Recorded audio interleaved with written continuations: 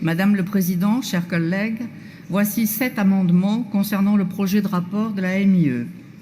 Considérant en effet que ce projet de rapport intermédiaire est présenté comme étant le résultat du travail de tous ses membres, considérant qu'en tant que membre de la MIE, mon collègue Jean-Luc Yelma et moi-même avons demandé par courrier en date du 24 octobre un certain nombre de modifications, considérant que ces modifications n'ont pas été faites alors qu'elles apportent des précisions non négligeables, nous demandons donc, par amendement, concernant l'introduction, préciser que la création de la MIE fait suite à la demande de notre groupe en date du 17 janvier 2017. Concernant la convention TER, en première partie, premier point, 5e paragraphe, il convient de préciser que la contractualisation pour 8 ans entre la région Occitanie et SNCF Mobilité engage la région bien au-delà du mandat du Conseil régional actuel, et cela malgré la mise en concurrence prévue pour 2020. Première partie, 6e paragraphe, il convient de préciser que la trajectoire financière présentée dans la Convention ne correspond pas à l'objectif d'amélioration du rapport qualité-prix revendiqué, mais laisse au contraire présager une explosion des coûts de l'ordre de 16 millions d'euros à l'horizon 2021. Première partie, premier point, grand D, intitulé « Une nouvelle gamme tarifaire plus attractive ».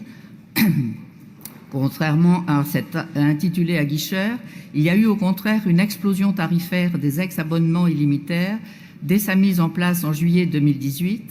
Le vice-président en charge des transports a alors admis publiquement un raté.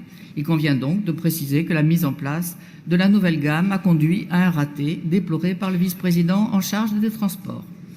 Première partie, premier point, grand G, conclusion.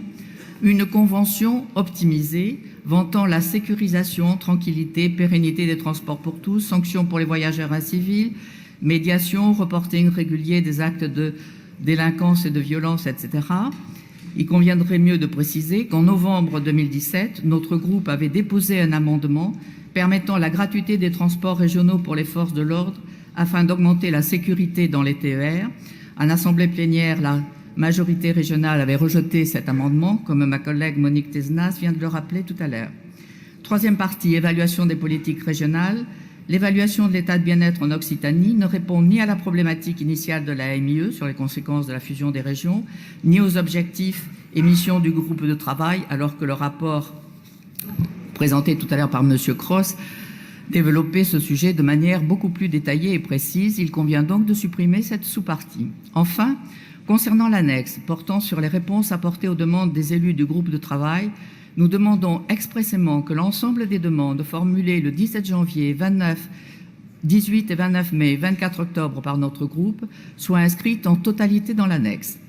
Je me permets enfin de signaler à l'Assemblée que mardi, le Conseil d'État a condamné la France à assurer la protection d'un interprète afghan en Afghanistan, ce qui n'avait jamais été fait jusqu'à présent, en attendant le réexamen de son dossier d'asile, n'en déplaise à votre majorité et à M. Cossange, qui souhaitera sans doute effacer cette immondice institutionnelle.